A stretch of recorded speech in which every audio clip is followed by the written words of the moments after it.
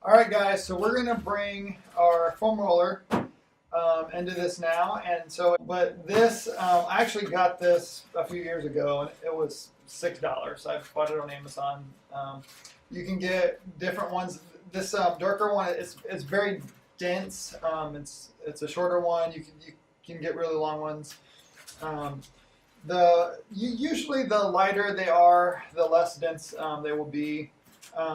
For me, I prefer it to be a little stiffer.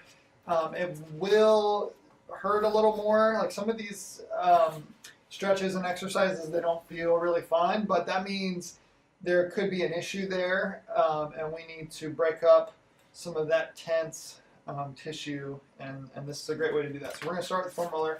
I'm going to go ahead and turn it over to Greg. We're going to start with our mid back here. So I'm going to have you get on the other side there. And with the back, we're not going to do that.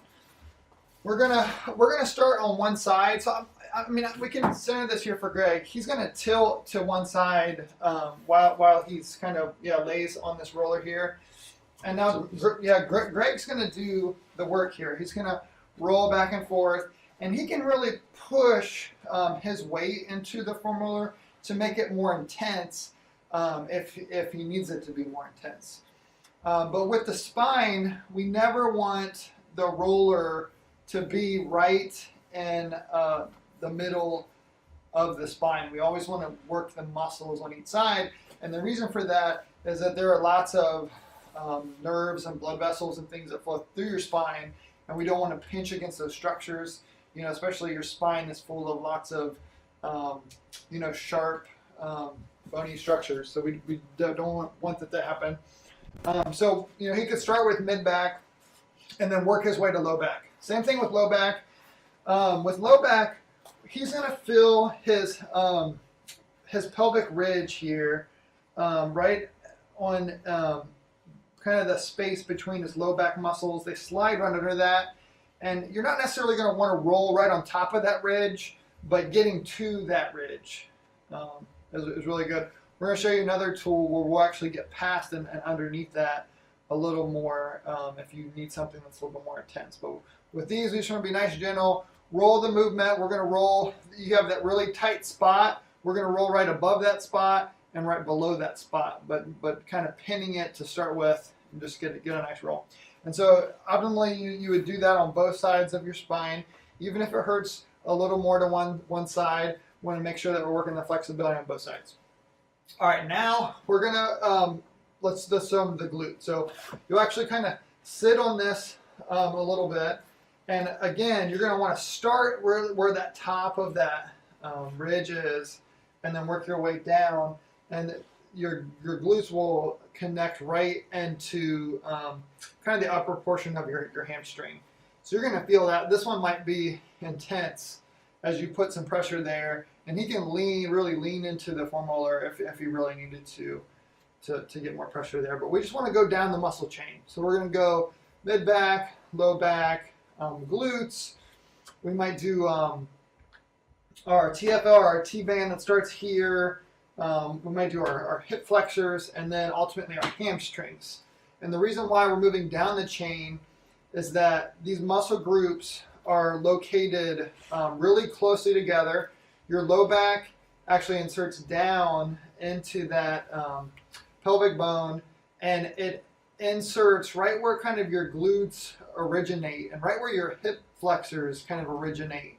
And so imagine if your low back is tight, it's pulling up from that insertion point, and that's pulling everything that's anchored there. So just because your low back hurts, that doesn't mean that we do the low back and we're done. It means we need to move down the chain and address all of the tension there. So good. So Greg here, he's kind of showing you here. This is the hamstring. So if we did the glute, we could easily transition right now to that hamstring. And the hamstring will start up kind of where the glute is. Then it'll go all the way down to the back of the knee. We're not going to roll down right underneath the knee. That's where your blood supply kind of goes down through the back of that knee there, and so do some nerves. So we're not going to want to put a lot of pressure there. but just kind of to where, close to where that muscle kind of inserts in your knee there. Kind of get a nice roll there. The next from here, I would go to the side to do my TFL and my IT band. Now, the IT band, it's going to start here up at the hip, and it's actually going to go all the way down to the side of your knee. He can hang out here at the top to get the top of, you know, his TFL, and then he can work his way down to the side of the knee. It's going to be a little more painful. There's a lot of bony processes and stuff right here in the knee when he works his way down that way. But the IT band wraps around the front of your knee there. So when this is tight, it's rubbing a lot when you're running or jogging, and that's going to get thicker and tighter. And if it's not tight here, that means it's tight here and it's pulling. So the foam roller is it's a really hard a group to stretch. This is a great way to hit this and break up that tension and restore some flexibility here.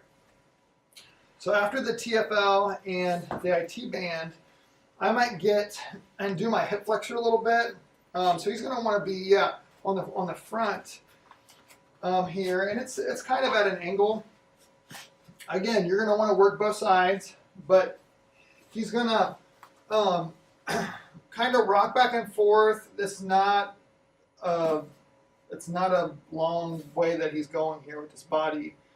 You're gonna feel where that tension is. You're gonna hang out there, and it might be a little unpleasant, but this is where the flexibility is going to come back.